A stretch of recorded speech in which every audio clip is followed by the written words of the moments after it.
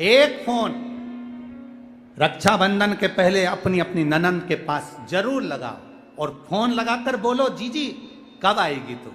सुन, साड़ी माड़ी लेकर मत आना, या अलमारी भरी पड़ी है, मेरी साड़ियां पहन लेना। क्यों?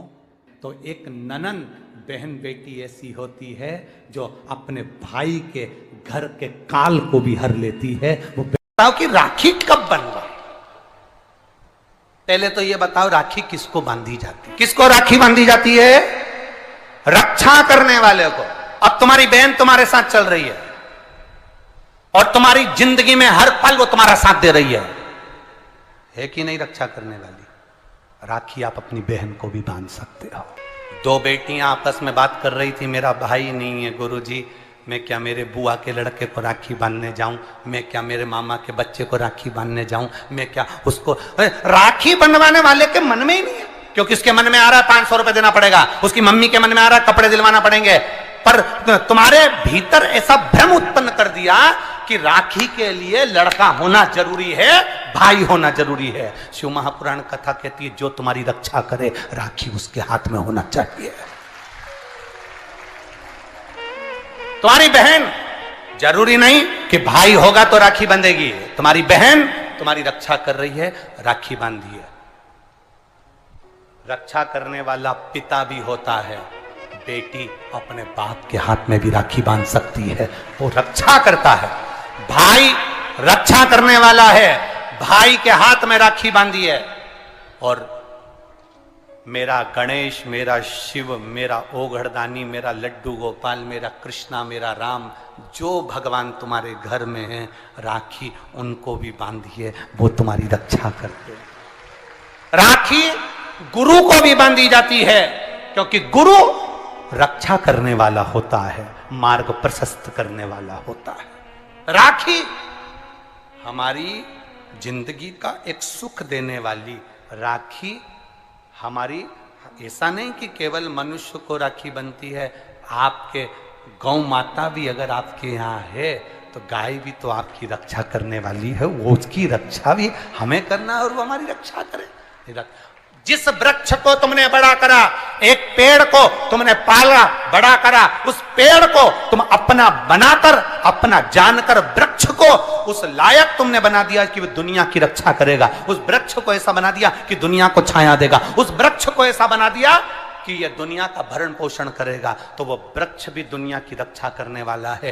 प्रकृति से प्रेम करो और पेड़ को भी राखी बांध सकते हो, रक्षा करने वाले को राखी, जो तुम्हारी रक्षा करे।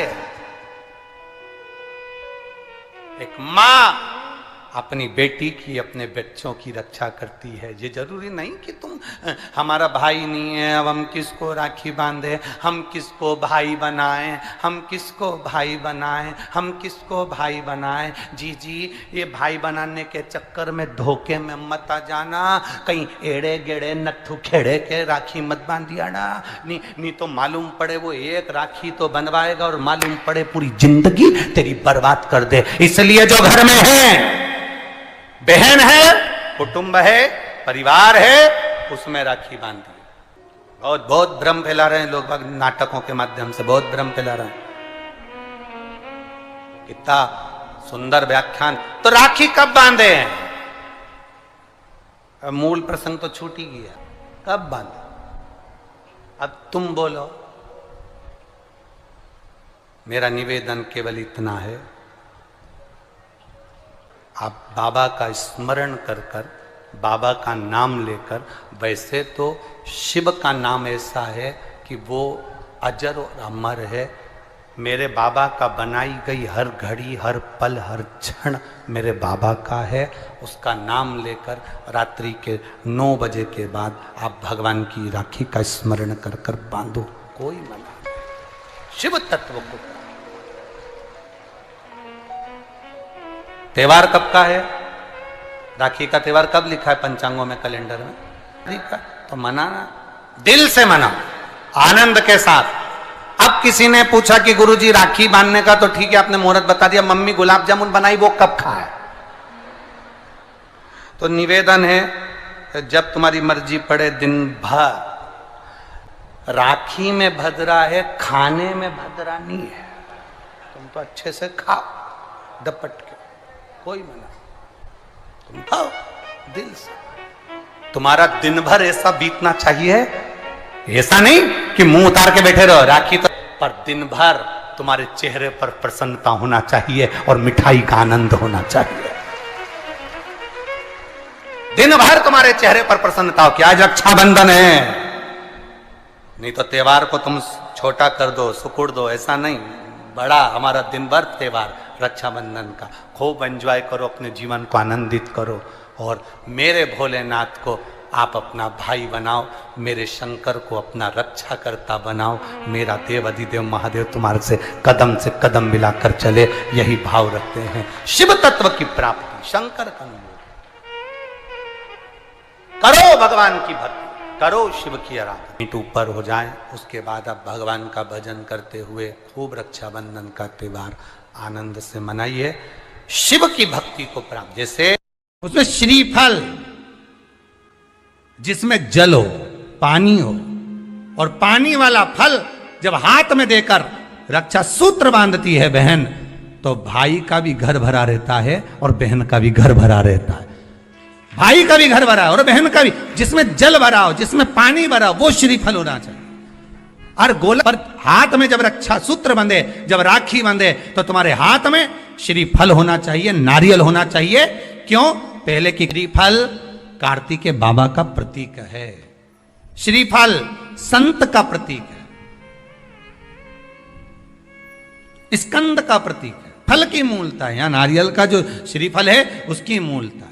और कितनी सुंदर, तो दो चीज में से जब श्रीफल भाई भेंट रख कर देता है अपनी बहन को, तो बहन श्रीफल वहीं भाई के घर छोड़ देती है, भेंट का कुछ भाग लेकर चल देती है। ये बहन का प्रभाव। रक्षा सूत्र को लोगों ने बिगाड़ दिया। आज के जमाने में तो रक्षाबंधन का भी महत्व लोग नहीं जानते कि कैसे रक्षा सूत्र बनना चाहिए, कैसे रक्षाबंधन होना चाहिए। उसका भी विशेष महत्व होता है भाई, उसकी भी मूलता होती है।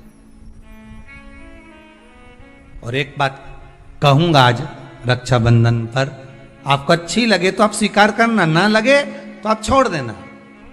वैसे भी सीवर वाला महाराज ताड़ी ताड़ी बोले ही बोले है, उसमें क्या दिक्कत? तो बोलने में तो कोई पीछे हटूंगा नहीं। एक निवेदन आप सबसे करूंगा, आपको अच्छा लगे अपने जीवन में उतारिएगा, ना लगे कोई बात नहीं, छोड़ दीजिएगा, पर उतारना जरूर।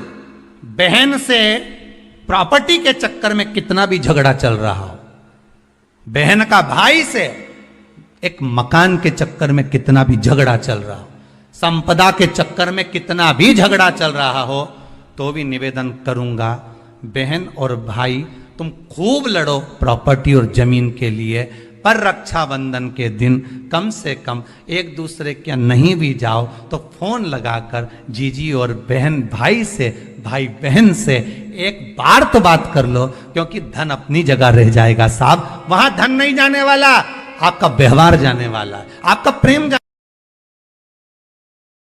हर हर महादेव। हमारे चैनल पे आप सभी का स्वागत।